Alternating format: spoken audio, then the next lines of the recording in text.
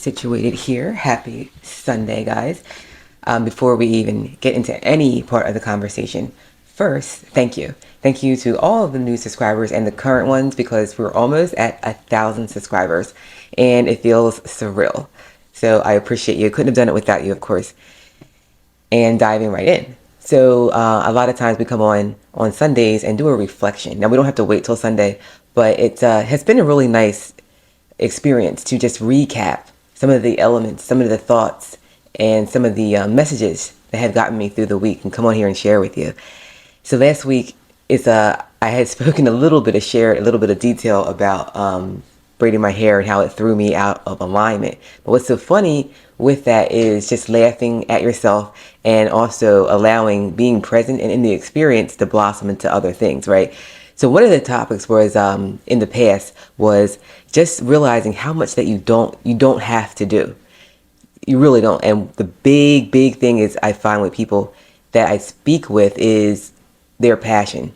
What am I passionate about? What is my passion? And even that is something we can let go and allow to come through us. There's very little that we have to do. In fact, there's nothing we have to do unless just really observe more, be in that seat, the passenger seat and not the driver's seat, right? So with the hair thing, before I forget, it blossomed into this. So I ended up, as I was staying present, being in my element, laughing at myself for getting mad at my hair experience. It just turned into something I never thought I would be doing, getting a mannequin and braiding. It was really relaxing. So last night I put on Yellowstone. If anyone hasn't tuned into that season and that series, it's really good. So it was a Yellowstone night, chai tea latte, and braiding. Just a reminder to stay present. And with that, it's a nice segue into our conversation piece today is allowing life to live you. And so often we start the journey off the opposite way. And I always say it's part of the process too. You have to know what you don't want, or it's helpful to know what you don't want because it gives more clarity into the things that you're more drawn to. So that's where the illusion of opposite can keep us moving downstream until we let go, bond more with opposite, and allow it to just fold us into the oneness that it's all part of the stream. There's no good, bad, negative, positive. But until then, we are remembering how to allow life to live us. It's all done. Creation is all done. And we get those little snippets of reminders of how things are. And it gives us more of a solid foundation because like any relationship, I always say is if it's built on trust, that is a very firm foundation. And so we're remembering to build our own trust, the trust within your Bible. You have the original encryption. And I know I'm jumping around here, but as things come through, I'm just going to just put it out there to you. Arguments, wars even, are started over a man-made element, the Bible. And when we look at this Bible, anything, hopefully we can agree with, or maybe not, you're not there, but anything that is in the physical and shared among the masses has touched the hands of a human.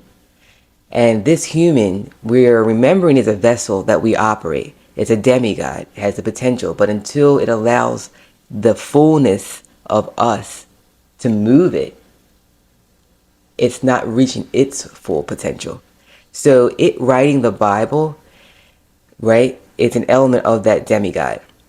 And it's going to have its opinions. And maybe it'd be more beneficial for that demigod to tweak a little thing here. A good example is the one passage is the love of money is the root of all evil. And when you go back to a version of the Bible that precedes that, it wasn't the love of money. That love word was shifted from love to desire. Actually, from desire, I apologize, from desire to love. So little things like that, where not to get into this version, they're all parts to make us whole. Lean on it when we need it. But at the end of the day, you're encrypted with the original version of the Bible within you. Thy word have I hid in my heart, that thou might not sin against me. So you're the original version. And that's why so many people have different takes on the passages of the Bible. And it means different things because you have your own encryption. So when you reincarnate into this experience as you're returning to source, you're at another level, so to speak. They say this experience is a game. And we're all coming back at a different level of the game. So that's why it's very pointless arguing. One, because you're just arguing with a different level of your own consciousness. So what does it say about the consciousness that you embody if you feel that you need to convince someone to see life through your lens and your eyes? No, it's all for you. So we can let that fall by the wayside and just allow life to live us. And when we allow life to live us more and more, it allowed us to realize how vital and important being present is. How we can look at the richness that we have right in this very moment. Your health.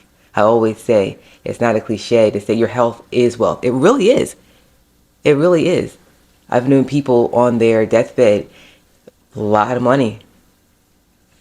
They are putting out what we idolize as wealth, money, in an effort and an exchange to get the true wealth with the health, putting thousands out each month just to obtain a little bit of that health, a health that we might wake up in the morning and not even acknowledge or give thanks to, and we can in this moment.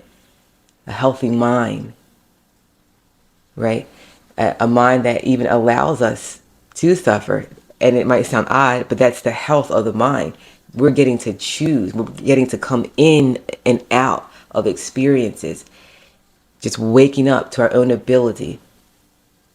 And as we let go, we can begin riding the surface. You can deep dive into different beliefs, opinions, arguments. This is better than this. You're deep diving into the waters. When you let go and realize how little of that all matters, because once you make something matter, matter is heavy, and with that density you fall beneath the waves. But we want to remember how to float. And the easiest way to float is to sit in the I am. To sit in the I am of who you are. And that's the lightest that you'll ever be. In our program, our avatar is observing. It's a program.